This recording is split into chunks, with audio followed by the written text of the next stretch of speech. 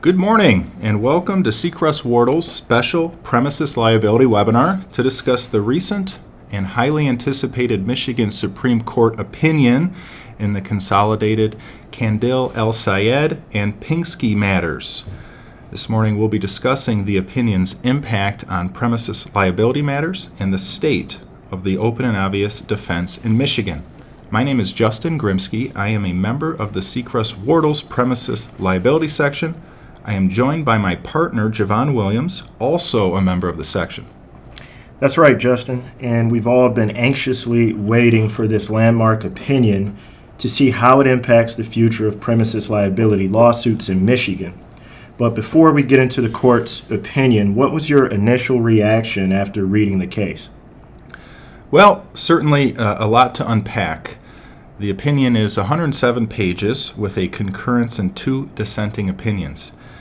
As we will discuss, open and obvious is still a defense, but now relates to whether the landowner breached its duty, and if so, to what extent damages should be reduced based on the party's comparative negligence. Agreed, and I'm sure there's no doubt that we're going to see an influx of premises liability cases being filed in the near future. With open and obvious no longer being a complete bar, more of these cases are also likely to proceed to trial. So with that, let's talk about the opinion. Well, we learned the Supreme Court's ruling on July 28, 2023 in the consolidated cases of Candil El Sayed and Pinsky versus Kroger. In the decision, the Michigan Supreme Court overruled the seminal case of Lugo versus Ameritech, the 2001 case. And in doing so, the court, in a 5-2 decision, essentially threw out 20-plus years of precedent, holding that landowners have no duty to protect invitees from hazards that are open and obvious, which was the exact holding in Lugo. Well, why did they do that?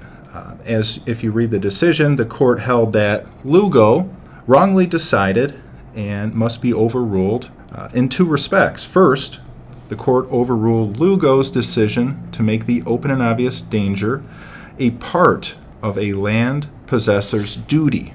Instead, the court held while the open and obvious nature of a condition remains relevant in premises liability cases, it's only relevant to the breach element.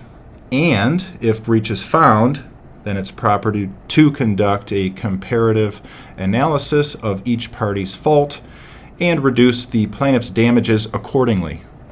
That's right, and the second major holding from the opinion is that Lugo's special aspects doctrine is overruled, and the court held that when a land possessor should anticipate the harm that results from an open and obvious condition despite its obviousness, the possessor is not relieved of a duty of reasonable care. Ultimately, the court ruled in both El Sayed and Pinsky that the defendants owed the plaintiffs a duty of care. However, there were genuine issues of material fact for the jury as to whether or not any breach had occurred, and if so, whether the plaintiffs were comparatively negligent such that their damages must be reduced. Duty was traditionally a question of law for the court, which is what made the open and obvious doctrine so attractive to defendants before this opinion. Now, before we get deep into the opinion itself, let's just take a quick second to refresh on our premises liability background. In Michigan, premises liability arises from conditions on the premises, while general negligence stems from conduct of the defendant. The foundation for premises liability derives from 2 well-recognized principles which were reaffirmed by the Michigan Supreme Court in the opinion itself. The first being possessors are required to exercise reasonable care to protect invitees from dangerous conditions that pose unreasonable risks of harm. So essentially a landowner's duty for an invitee remains unaffected by this opinion. And then second, possessors are not required to foolproof their premises or otherwise guarantee the safety of their invitees. Or simply put, as exactly quoted in the opinion itself, possessors aren't insurers. Now, premises liability cases, like general negligence cases, require that a plaintiff prove duty, breach, causation, and harm. So essentially, a plaintiff must prove that a duty was owed to the plaintiff by the defendant. They must prove that the defendant breached that duty, that plaintiff sustained an injury proximately resulting from that breach, and then finally, plaintiff must prove damages. Duty is a threshold question of law for the court to decide, and that's decided before the case gets in front of a jury. In El Sayed and Pinksky, it was undisputed that both plaintiffs were invitees, such that the defendants owed them a duty to exercise reasonable care to protect them from an unreasonable risk of harm. So let's talk a little bit about the open and obvious doctrine itself. So the doctrine had been used as a defense in premises liability cases for over 2 decades, with Lugo frequently cited. Open and obvious dangers have been defined as those which an average person of ordinary intelligence could reasonably be expected to discover upon casual inspection. Under Lugo and the cases that followed, if a condition was deemed open and obvious, the general rule is that the landowner owed no duty, which is a requisite element of negligence. However, Lugo recognized exceptions to the open and obvious doctrine for conditions that present what Lugo defined as special aspects. The illustrations provided in Lugo were hazards that are effectively unavoidable or unreasonably dangerous. Although some form of the open and obvious doctrine has existed under Michigan law for decades, Lugo made the open and obvious doctrine determinative of the defendant's duty, which, again, was an issue of law decided by the judge. Whereas prior to Lugo, it had previously related to the plaintiff's contributory or comparative negligence, something that typically was argued before a jury. So in other words, Lugo significantly expanded the class of slip and fall cases that may be dismissed via motion. All right, let's talk about El Sayed. In that case, the plaintiff stopped at a gas station on a snowy evening. Plaintiff parked at the pump and walked towards the gas station before she slipped and fell on snow-covered ice. A lawsuit followed, and the defendant moved for summary disposition, arguing no duty based on the open and obvious defense. The trial court granted summary disposition. The plaintiff appealed. The Court of Appeals affirmed the lower court's decision. Then the plaintiff applied for leave to appeal to the Michigan Supreme Court. In February of last year, the Supreme Court issued an order requesting additional briefing on whether or not the current open and obvious doctrine is consistent with Michigan's comparative negligence framework, and, if not, which approach this court should adopt. So a few weeks following the Candel El Sayed order, the Supreme Court issued a similar order in the Pinksky matter. In Pinksky, the plaintiff was checking out at a grocery store. When she realized a bag of flour had a hole in it, she decided to go back into the store, retrieve a different bag. Now, in doing so, she walked through an adjacent checkout lane and tripped over a cable an employee had strung to indicate across the lane that it was closed. Defendant moved for summary disposition under 2.116C10, arguing that, well, because the hazard was open and obvious and no special aspects were present, the defendant did not owe a duty to the plaintiff. Trial court denied the motion, concluding issues of fact remained. Defendant then applied for leave to the Court of Appeals. In an unpublished decision, the Court of Appeals reversed the trial court and unanimously found that the tripping hazard was open and obvious. Plaintiff then applied for leave to the Michigan Supreme Court. In response, the court requested supplemental briefing, just like it did in Candel El Sayed, asking, among other things, whether liability should be precluded in Michigan even if the danger posed by a condition on the land is open and obvious without special aspects, or whether the open and obvious nature of a condition should be a consideration for the jury in assessing the comparative fault of the parties. The Supreme Court's rulings in El Sayed and Pinksky. The El Sayed majority found that Lugo was wrongly decided. The court underscored a land possessor's duty of reasonable care to protect invitees from unreasonable risks of harm by a dangerous condition on the land.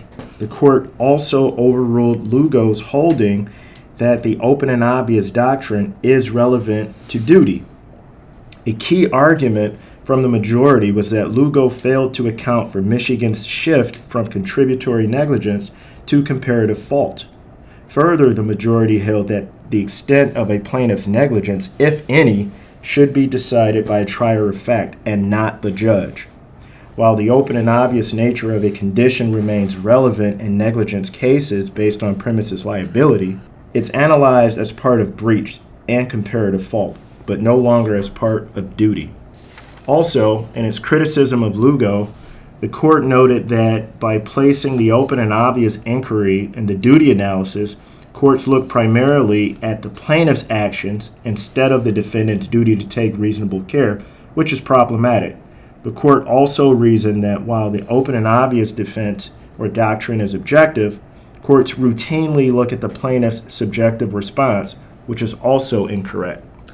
The court also overruled Lugo's special aspects doctrine, which held that land possessors could be held liable for open and obvious condition only when an invitee provided evidence of special aspects of the condition.